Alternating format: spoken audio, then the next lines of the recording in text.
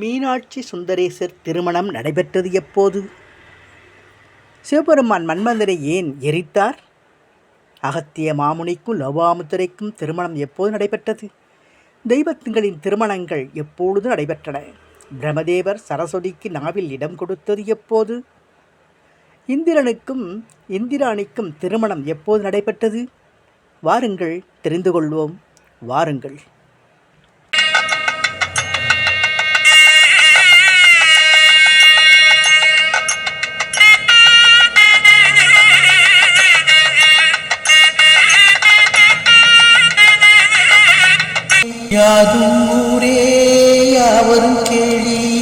அன்புள்ளங்களே வணக்கம். வாழ்க வளமுடன்.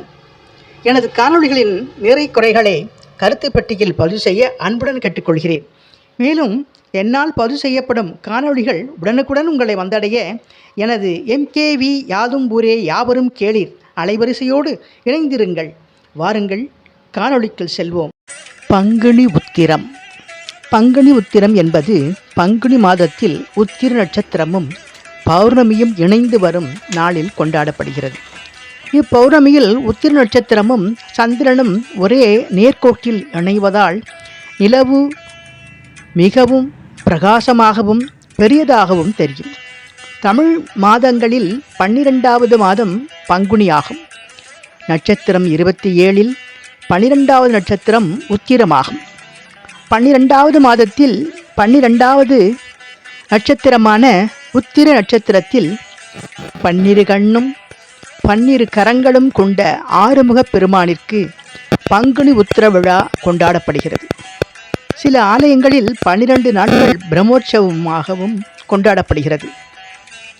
அசுர சக்திகளை அழிக்க அவதாரம் எடுத்த முருகப்பெருமான் அசுரர்களை அழிப்பதற்காக சிவன் மற்றும் பார்வதி தேவியிடம் அனுமதி பெற்று ஆசி பெற்று புறப்பட்டது பங்குனி மாதத்திலாகும்.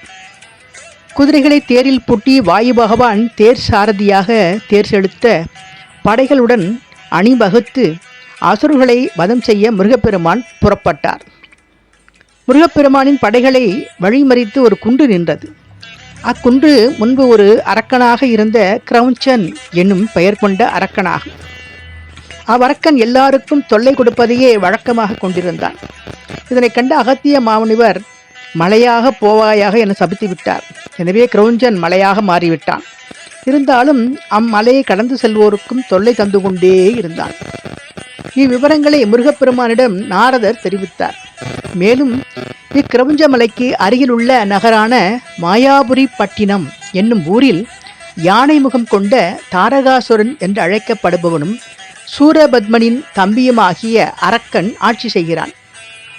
அவன் தேவர்களை மிகுந்த துன்பத்திற்கு உள்ளாக்கி வருகிறான் என்ற தகவல்களையும் நாரதர் முருகப்பெருமானிடம் தெரிவித்தார். உடனே முருகப்பெருமான் தனது தளபதி வீரபாகுவிடம் நமது படைகளில் பாதியினை அணிவகுத்து அழைத்து சென்று தாரகாசுரனை வதைக்க கட்டளையிட்டார்.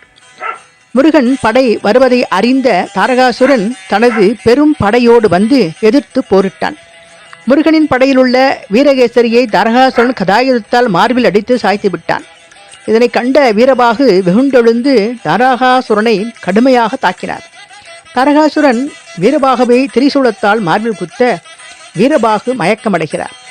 மயக்கம் தெளிந்து எழுந்த வீரபாகு மிக கடுமையாக தாரகாசுரனை தாக்கினார்.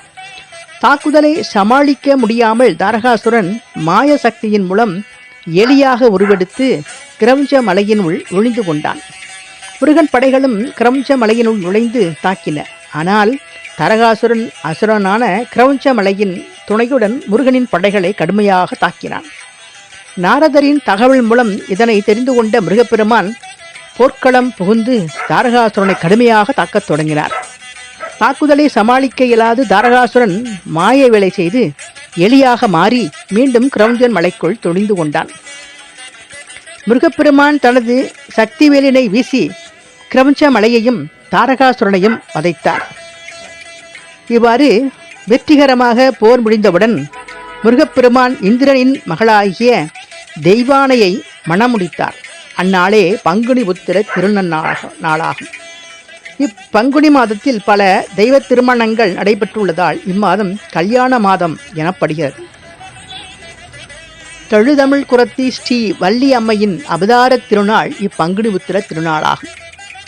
அருளன்னை மீனாட்சி சொக்கநாதர் திருமண வைபவம் நடைபெற்றதும் இப்பங்குனி உத்திர திருநாளில்தான். நமது சமய குறவர்களில் சிறந்த நால்வரில் ஒருவரான சுந்தரருக்கு மதுரையம்பதியில் சிவபெருமான் அன்னை பார்வதி தேவியுடன் திருமண கோல காட்சி காட்டியருளியதும் இப்பங்குனி உத்திர திருநாளில்தான். அகத்திய மகாமுனிவர் லோபமுத்திரையை மணந்து கொண்டதும் இப்பங்குனி உத்திர திருநாளே ஆகும். தேவலோகத்தின் தலைவன் இந்திரன் இந்திராணியை மணந்து கொண்டது இப்பங்குனி உத்திர திருநாளே ஆகும்.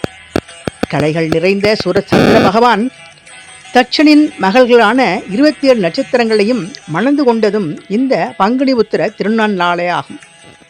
திருமாலவன் மார்பில் உறையும் மகாலட்சுமி பார்க்கவ மகரிஷியின் மகளாக பார்க்கவி என்ற திருநாமத்துடன் பூமியில் அவதரித்த திருநாளும் இந்த பங்குனி உத்திர திருநாளாகும். இதே நாளில்தான் விரதமிருந்து திருமாலின் மார்பில் திருமகள் இடம் பிடித்தார். செந்தமிழ் பாமாலையாம் திருப்பாவை பாடியருடைய கோதை ஆண்டாள் நாச்சியார் அரங்கநாதரோடு இரண்டரக் கலந்ததும் இப்பங்குனி உத்திர திருநாளில்தான். படைப்புக் கடவுளான பிரம்மதேவர் சரஸ்வதி தேவிக்கு தனது நாவில் இடம் கொடுத்ததும் இந்நாளில்தான். சிவபெருமானிற்கும் மோகினியாக அவதாரமெடுத்த விஷ்ணு பகவானிற்கும் பங்குனி உத்திர திருநாளில் அவதரித்தவர்தான் தர்மசாஸ்தா எனும் ஐயப்பன் ஆவார். ஐயப்பன் தர்மசாஸ்தா பூரண புஷ்கலையை மணந்து ஐயனாராக காட்சியளித்ததும் இப்பங்குனி உத்திர திருநாளில்தான். முருகனின் திரு அவதாரம் நிகழ்வதற்காக ஈசனின் மேல் மன்மதன் மலர் அம்புகளை எய்தான். இதனால் சினம் கொண்ட சிவபெருமான் மன்மதனை நெற்றிக்கண்ணால் எரித்தார். பின்னர் சாப விமோசனம் பெற்று ரதியை மணந்தது இப்பங்குனி உத்திர திருநாளே ஆகும். திருவாரூர் மாவட்டம் சித்தலாதேவி மகாமாரியம் அருள் மழை பொழியும் வலங்கைமான் அருகேயுள்ள இனாம்கிளியூர் என்ற கிராமத்தில் மன்மதனுக்கு கோவில் உள்ளது. இங்கு காமன் பண்டிகை திருவிழா சிறப்பாக கொண்டாடப்பட்டு வருகிறது. தசரத மன்னனின் அருந்தவத்தில் பெற்ற பிள்ளைகளான ராமன், லட்சுமணன், பரதன், சத்ருக்கனன் ஆகியோர்களுக்கு திருமணம் நடைபெற்றது இப்பங்குனி உத்திர திருநாளில்தான். ராமன் சீதாதேவியையும், லட்சுமணன் ஊர்மிளா தேவியையும், பரதன் மாண்டவியையும், சத்ருக்கனன் சுருதகீர்த்தியையும் மணமுறிந்து கொண்டனர்.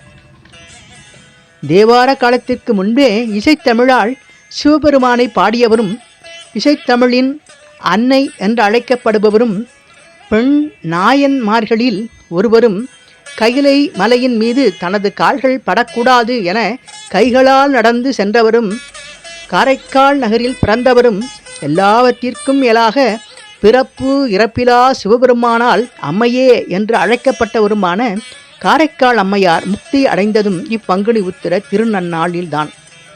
இவ்வாறு பல்வேறு ஆன்மீக சிறப்புகள் கொண்ட பங்குனி உத்திர திருநாளில் தெய்வங்களின் திருமண கோலங்களை தரிசித்து திருமண தடை நீக்கம் பெற்று ஆணும் பெண்ணும் இணைந்ததே உலக வாழ்க்கை என்பதை தெளிந்து இறை உணர்வு பெற்று ஏழை எளியோர்க்கு இயன்ற உதவிகளை செய்து காம குரோத லோப மோக மத மாச்சரியங்களை விடுத்து நாமும் நமது சந்ததியினரும் நல்வாழ்வு பெற்று உய்வதற்கு உரிய வகையில் வாழ்வோம்.